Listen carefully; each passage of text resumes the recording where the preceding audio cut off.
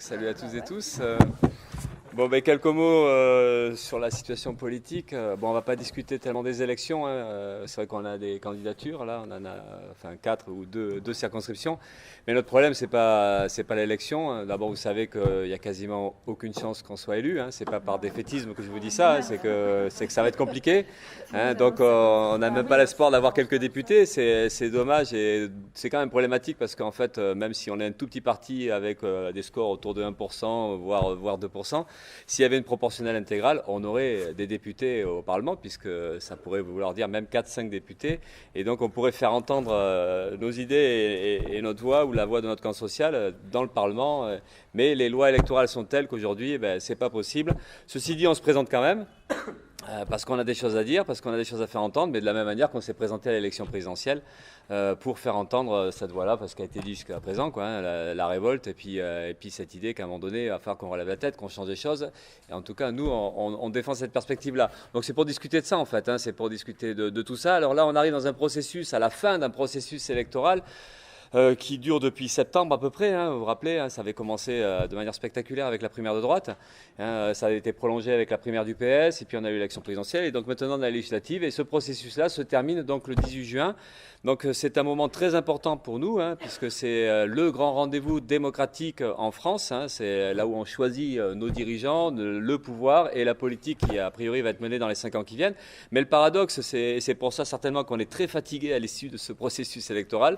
On en a un peu ras-le-bol et il nous tarde de passer à autre chose. Mais le paradoxe, c'est-à-dire c'est un moment où on est censé s'exprimer, dire des choses, discuter politique, et c'est le moment où peut-être on est le plus envahi par toute une flopée de candidats, de politiciens plus ou moins libéraux, plus ou moins réactionnaires.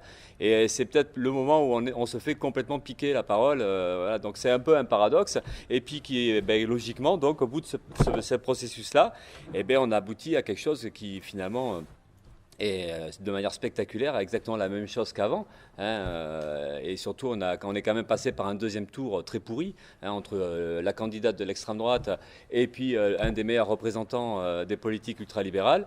De ce match-là, on pourrait presque être un petit peu rassuré d'avoir vu l'extrême droite se faire battre.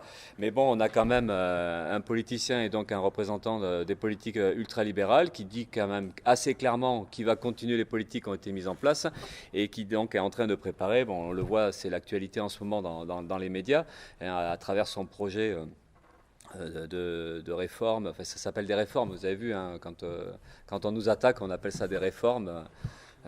Et donc c'est la réforme pour rénover, c'est ça, pour moderniser et rénover le modèle social français.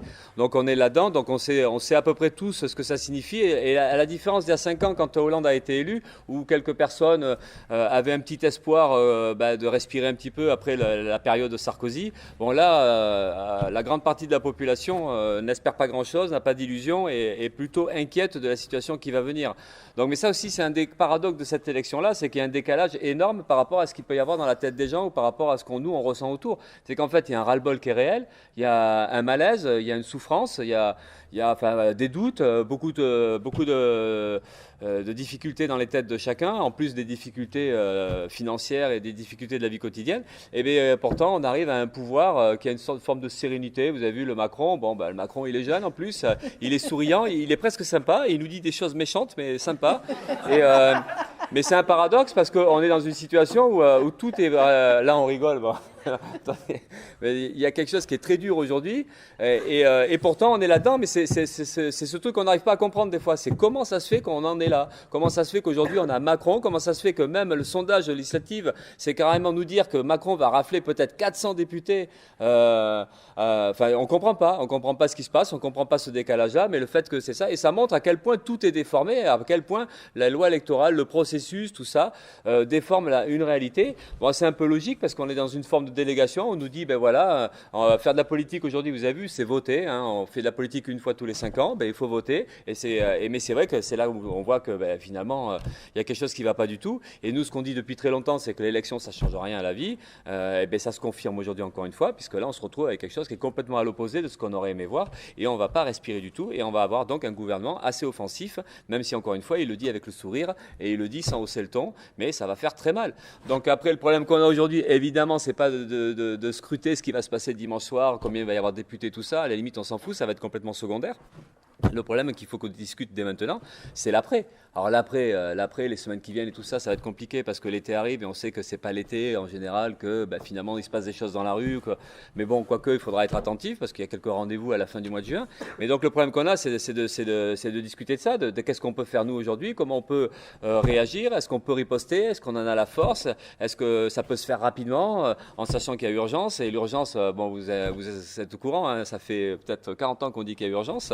Mais à force, plus ça va, plus il y a urgence. Et à un moment donné, il faut quand même réussir à faire basculer les choses. Donc notre problème, il est là. Et le problème, il est encore plus important, c'est parce que en fait, on voit bien donc du coup, du côté du gouvernement, du côté des possédants, du Medef, des capitalistes, de ce monde ultra riche, il n'y a pas de suspense, il n'y a pas de doute, ils veulent nous attaquer. Mais par contre, de notre côté, est-ce qu'on a quelque part des outils ou est-ce qu'on a les moyens de riposter? Est-ce qu'on a des choses qui vont nous aider à riposter? Et c'est ça qui renforce un peu nos doutes, en plus du fait qu'on traverse une période assez longue quand même de défaites sociales, de mouvements qui gagnent pas. Bon, la retraite, le mouvement des retraites 2010, hein, vous vous rappelez, enfin pour certains, parce qu'il y a quand même des jeunes ici, donc tout le monde se rappelle pas au même niveau, mais 2010, on s'est pris une baffe, hein, on était 3 millions dans la rue à plusieurs reprises, on s'est fait rétamer, grosse attaque contre les retraites, et puis entre-temps, il y a eu des colères, des révoltes, des batailles, hein, vous vous rappelez, Air France, Goodyear et tout ça, ce qui a été un peu le plus médiatique ou le plus emblématique, et malheureusement, à chaque fois, c'est quand même plutôt des défaites, de Goodyear qui ferme, des condamnations pour les militants d'Air France, et puis même, c'est un peu aussi tout le paysage aujourd'hui syndical ou dans le mouvement social, c'est que non seulement on perd au niveau de l'emploi, au niveau de la défense des services publics, enfin de tout ce qu'on peut essayer de faire, mais en plus on se prend des coups du point de vue de la justice, donc des condamnations et tout ça. Donc tout ça, ça n'a pas tendance à nous donner confiance, hein, et à plutôt nous faire douter sur notre capacité. Et en plus de ça, de ces défaites successives, je dis ça, c'est pas pour vous démoraliser, hein, voilà, donc on s'entend bien, hein, c'est essayer de faire le point sur la situation. Hein, bon voilà, il y a un constat à faire quand même. Quoi. Non, parce que il y en a qui commencent à pleurer là.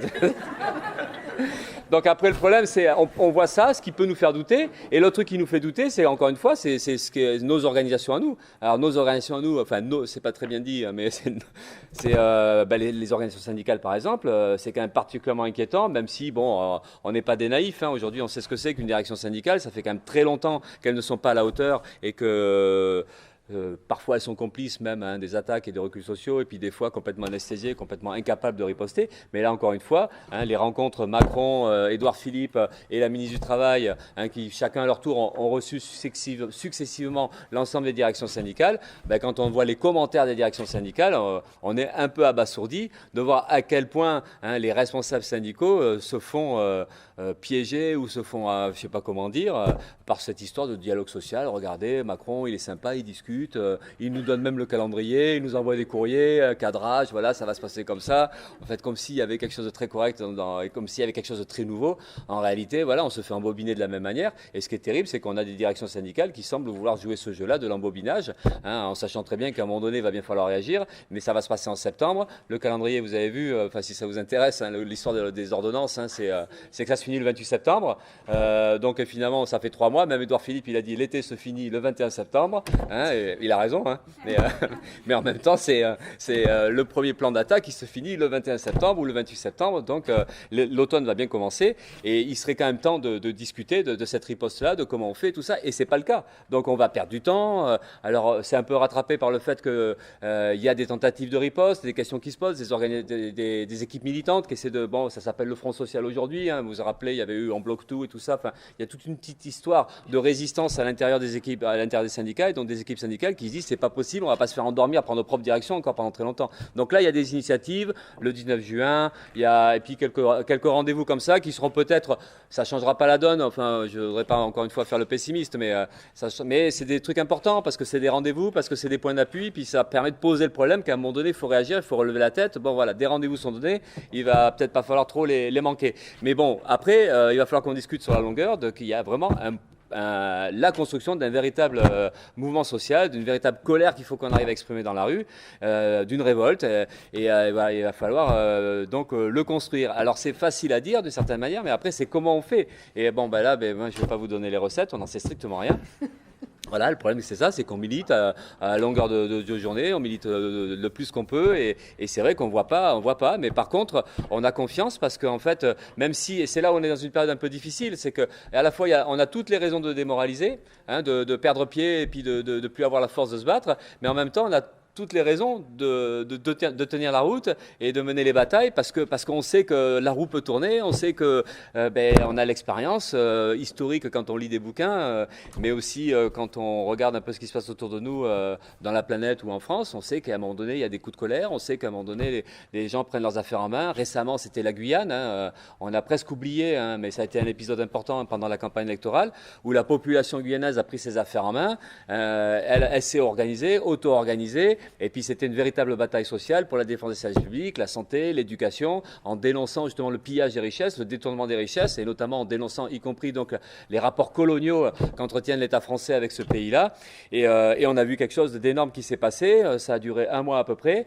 Et quelque part par là, la Guyane, c'était le programme qu'on voulait défendre nous dans cette campagne-là, qui s'est illustré par cette capacité de la population à se mettre en colère, à s'organiser. Et pourtant une population qui des semaines avant était au fond du trou, n'arrivait pas à trouver les possibilités de riposter. Et là, ils ont réussi. Donc il y a des moments comme ça bascule, il se passe des choses énormes. Et puis presque spontanément, bon, pas complètement spontanément parce qu'il faut des militants, des syndicalistes, des militants politiques et tout ça, mais il se passe quelque chose dans l'organisation. C'était des barrages, c'était y compris, ils faisaient cours hein, pour les enfants. Le matin, c'était les collèges, l'après-midi, c'était les lycées, ou le matin, c'était les primaires, et l'après-midi, c'était les collèges. Enfin, des tas de choses qui se sont passées comme ça, qui sont énormes, qui sont très, très enthousiasmants. Et voilà, bon, ils ont réussi à gagner quand même, gagner entre guillemets, parce que vous vous rappelez peut-être de la fin, hein, ils ont réussi à obtenir quand même à peu près l'enveloppe qu'ils voulaient, hein, c'est-à-dire 2 milliards et quelques, je pense, d'euros. Après, bon, comment va être redistribué cet argent-là, tout ça, c'est évidemment loin d'être gagné, mais ceci dit, quand même, ils ont réussi à imposer ça, et puis ça a certainement donné confiance. Donc voilà, donc ça, c'est des exemples qui montrent que des choses peuvent se passer, mais après, on peut aussi discuter de ce qui se passe en France. Il y a des coups de colère, il y a des batailles au quotidien. Alors, les coups de colère, souvent, ça se termine pas très bien, hein. Même, tu parlais de GMS. GMS, bon, il y a eu la bataille avec l'histoire de, regardez, on a piégé l'usine, ça va sauter si jamais vous ne sauvez pas nos emplois. Bon, ils ont obtenu la prolongation du processus de redressement judiciaire, donc de la période d'observation, et donc c'est repoussé au 30 juin. Or, aujourd'hui, ils ont fait un communiqué, et à aujourd'hui, donc on est le 8, ils n'ont aucune nouvelle, aucune discussion, aucune avancée dans les négociations, et y compris même du côté des repreneurs, rien ne se précise. Donc ça semble aller malheureusement vers quelque chose qui va coincer. Et et là, ils sont en train de commencer à expliquer qu'il va y avoir des rendez-vous de lutte et tout ça, mais il va bien falloir parce que là ça va aller vite. Mais bon, ça montre que là aussi on a eu un recul stratégique du gouvernement évidemment. En période électorale, ça ferait tâche qu'il y ait la première fermeture d'usine très médiatisée, donc ils attendaient peut-être un peu.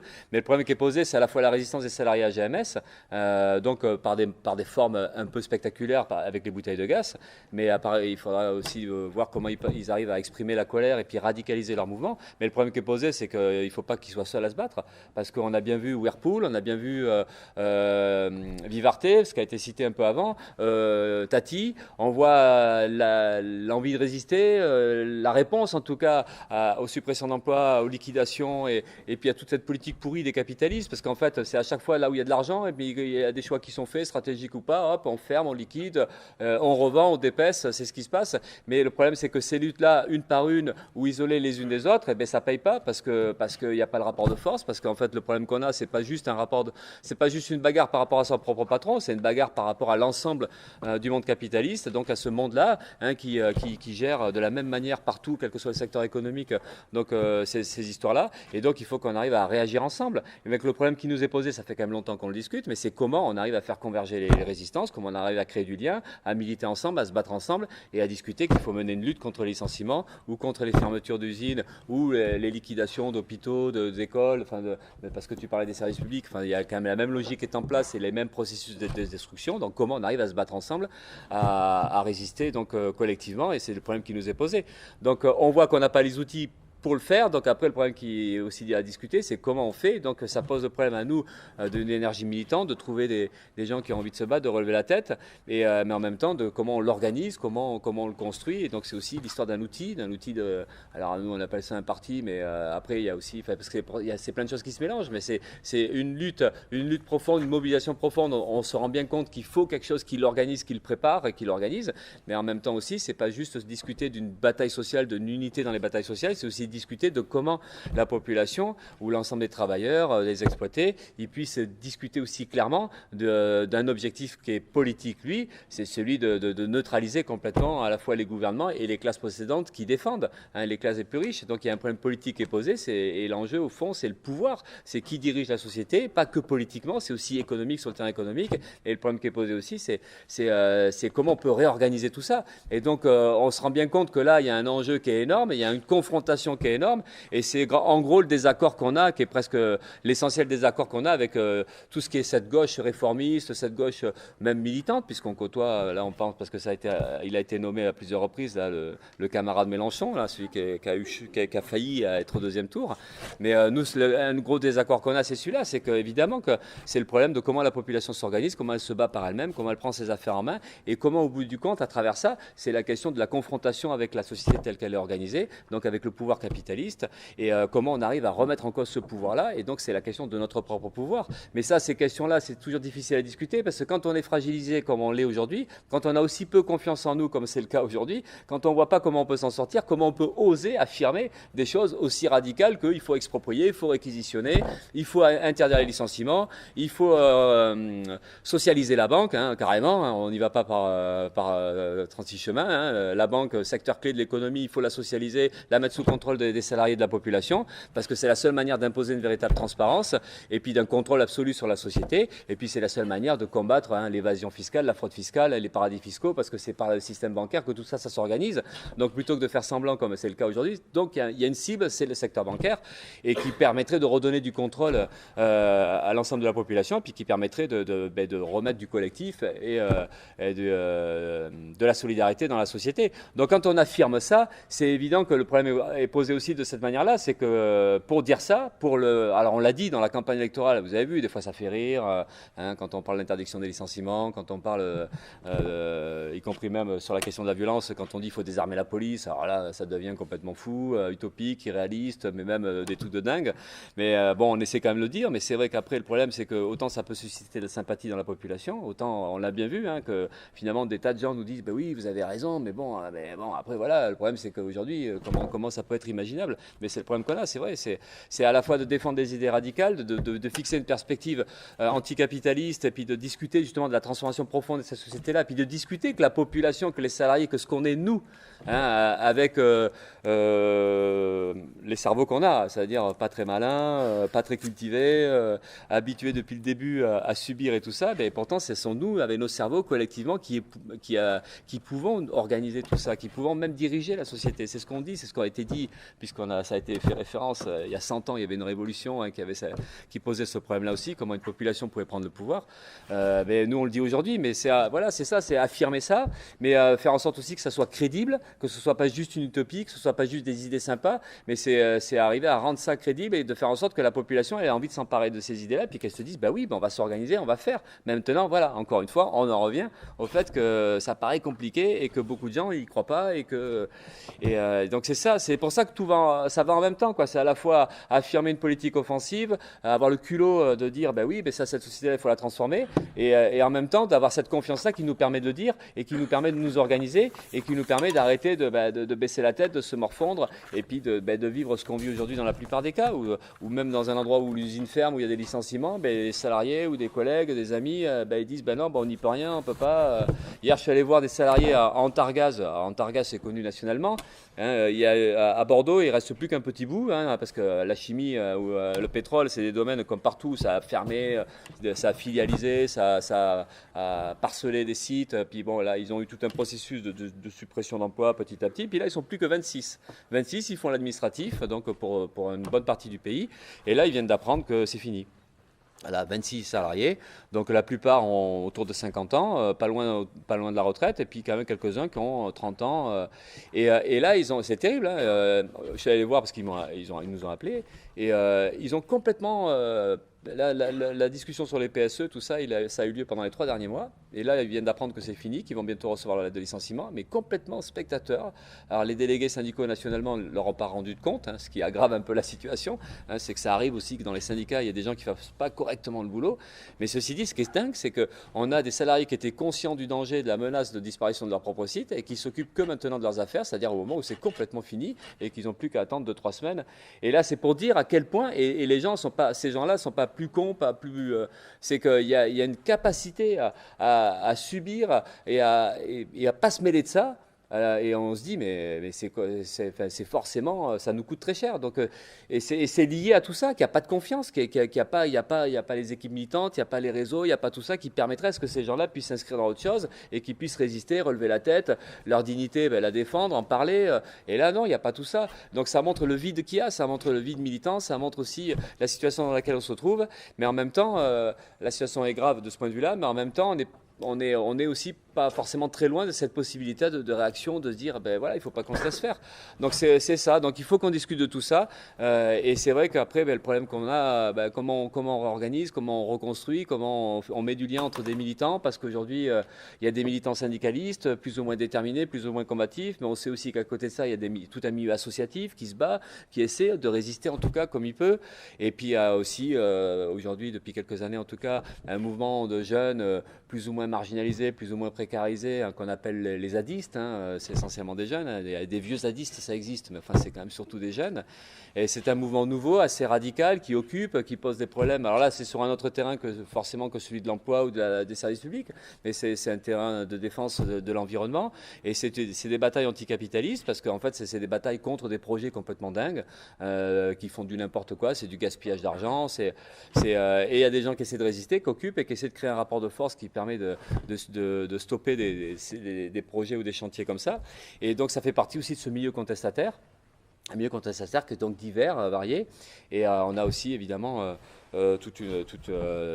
des militants libertaires d'extrême gauche, et puis y compris donc les militants de France Insoumise, même si on n'est pas trop copains avec Mélenchon, mais n'empêche qu'on est plutôt potes avec pas mal de camarades qui militent dans les syndicats avec nous, dans les collectifs ou dans les manifestations, et qui se posent aussi le problème de résister. Donc, mais après nous, c'est comment on s'adresse à tous ces gens-là, comment on arrive à discuter de ça, comment on arrive à redonner confiance, et en même temps qu'on se redonne confiance, discuter de la nécessité qu'il nous faut un programme, c'est pas parce qu'on a des élections que je dis programme, mais un programme pour les luttes, quoi, avec des revendications, et donc radicales, anticapitaliste, et qui affirme justement cette volonté de remise en cause de la propriété privée, des capitalistes, des patrons et tout ça. Donc, et ça va ensemble. Mais en même temps, il faut qu'on arrive à la fois avoir cette politique radicale et en même temps discuter de comment on peut regrouper, reconstruire le mouvement social, recoller les morceaux. On est complètement divisés, complètement éparpillés, tous plus ou moins piégés par des réflexes sectaires, des réflexes boutiquiers, que ce soit dans les syndicats, que ce soit dans la politique.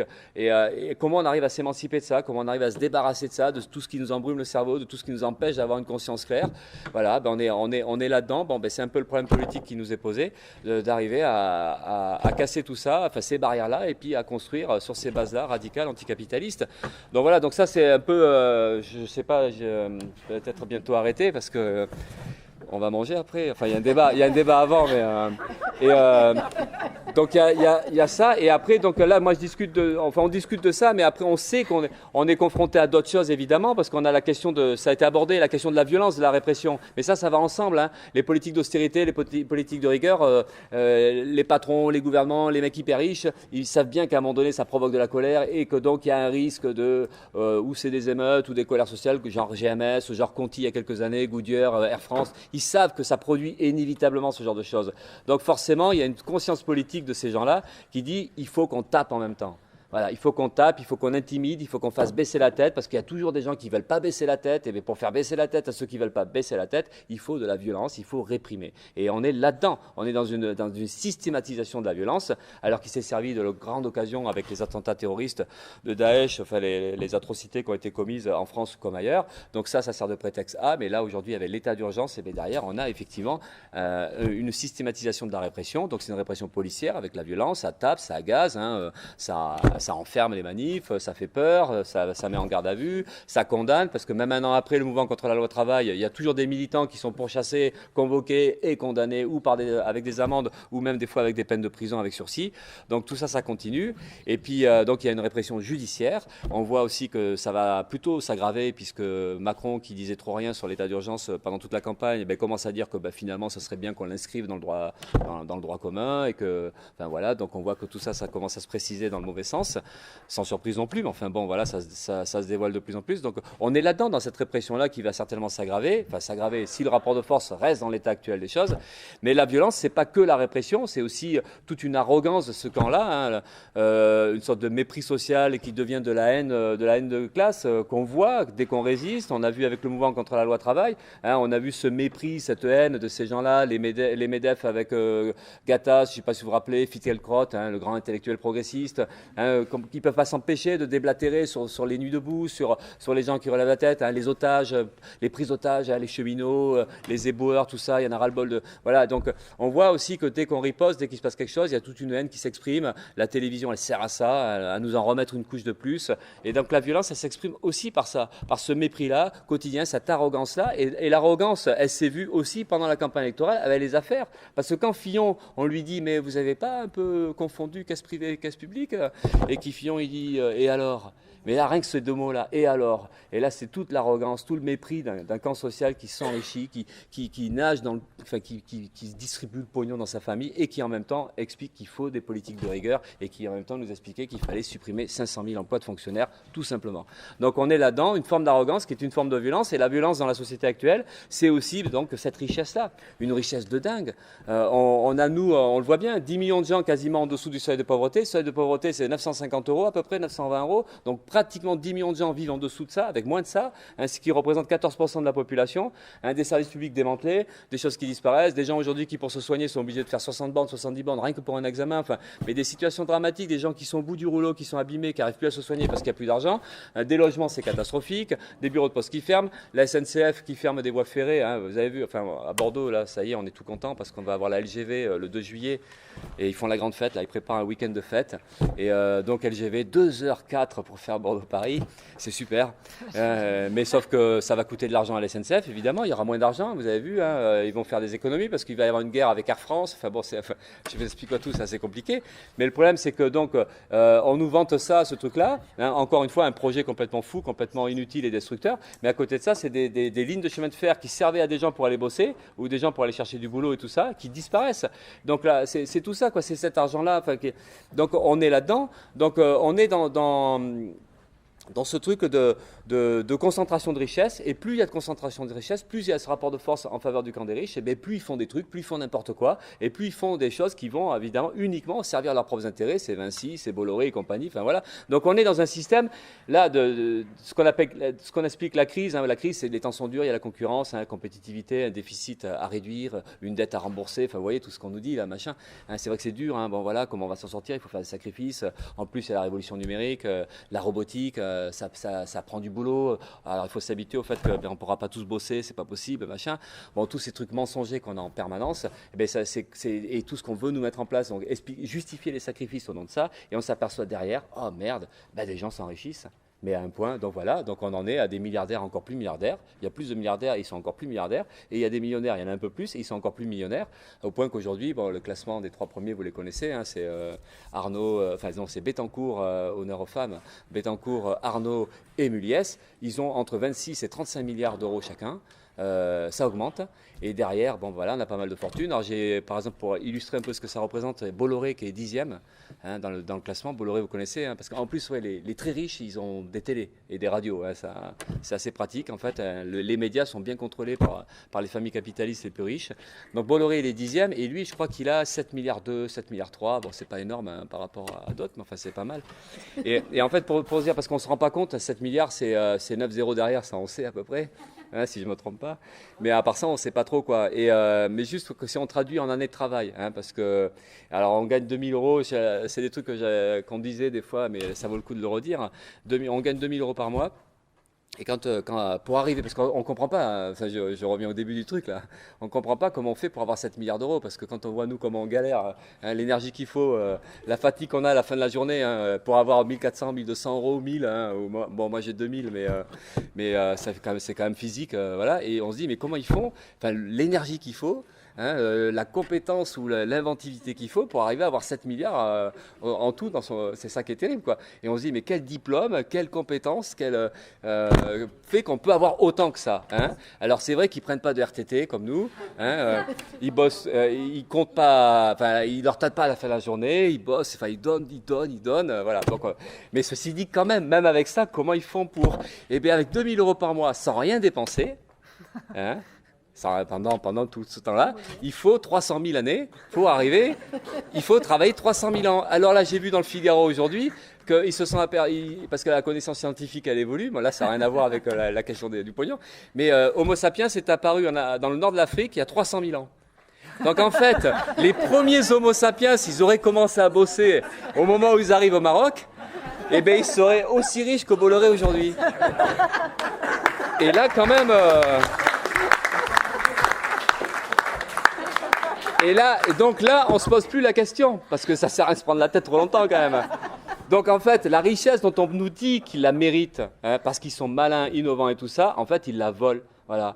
Donc c'est du vol, c'est du détournement, c'est de l'accaparement. Et toutes les politiques sur la compétitivité et tout ça, enfin toutes ces politiques libérales, elles ne servent juste qu'à ça, à favoriser, à faciliter le détournement des richesses. Et le détournement des richesses, c'est pas que la fortune des milliardaires, c'est pas que la fortune des patrons, c'est pas que les profits. Entre parenthèses, 75 milliards de bénéfices des entreprises du CAC 40 en 2016, c'est 20 milliards de plus qu'en 2015.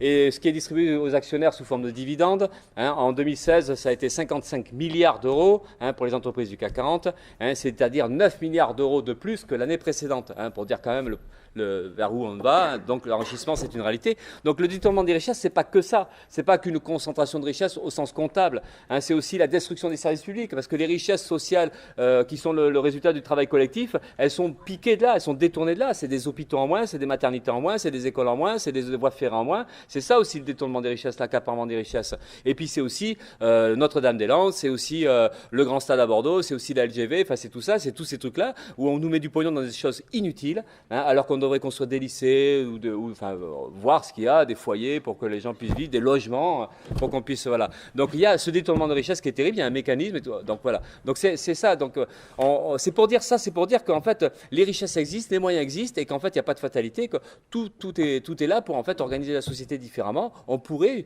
justement revendiquer et trouver complètement légitime qu'il y ait l'emploi pour tout le monde, et c'est pour ça qu'on dit dans l'interdiction du licenciement, c'est surtout l'idée qu'il faut que tout le monde puisse vivre normalement, décemment, et donc ça veut dire un emploi pour tous, c'est correct. Et c'est pour ça qu'on discute de la réduction du temps de travail, c'est pour ça qu'on discute qu'il faut répartir le travail entre tous et tous, et que ça passe forcément par la diminution du temps de travail, ça passe forcément par la retraite à 60 et même 55 ans, ça passe forcément par l'arrêt de la précarité, enfin bon, tous ces trucs-là, je ne vous fais pas la liste, il y a plein de choses, notre programme il fait 62 pages. Il est là d'ailleurs. Il est là, ouais, il est toujours d'actualité, hein, même si la présidentielle est passée. Mais voilà, donc il y a plein de choses à dire, mais et là je reviens sur cette idée qu'il faut qu'on ait sorte, enfin qu'on ait le culot de défendre ça et qu'on ait ce sentiment de légitimité qu'on n'a pas malheureusement collectivement. Et donc il faut oser se mettre en colère, il faut oser dire merde et il faut oser revendiquer ça. Il n'y a pas de raison que nous aujourd'hui on subisse ça. Il n'y a pas de raison aujourd'hui qu'il y a un monde où il y a des milliardaires, un monde où il y a des gens très riches et puis que de l'autre côté il y a des gens qui meurent même y compris ils meurent de la pauvreté parce qu'il y a une surmortalité liée à la précarité, hein, il y a une surmortalité qui est liée même à la pollution atmosphérique. Il y a des tas de choses qui se passent et ce sont toujours les plus pauvres et les plus précaires qui trinquent les premiers. Donc tout ça c'est injustifiable, voilà. Donc il y a plein de choses à dire, je ne parlerai pas de tout malheureusement, il faut que ça s'arrête, hein. Bon, après il y a un monde pourri, Trump, enfin voilà, je vais vite là-dessus parce que ça fait partie du paysage quand même, hein, qui est un peu démoralisant, mais même si peut-être qu'à cette heure-ci Trump est viré, hein, je ne sais pas, peut-être pas encore.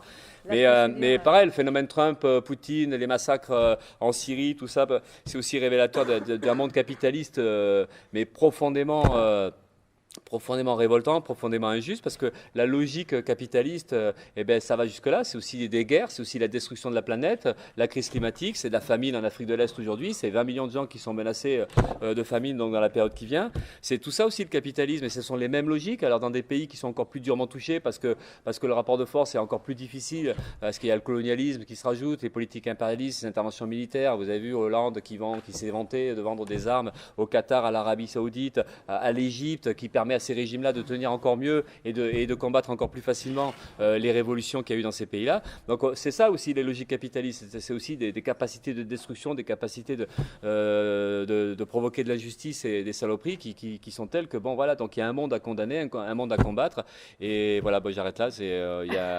Il faut pas démoraliser en fait. Voilà.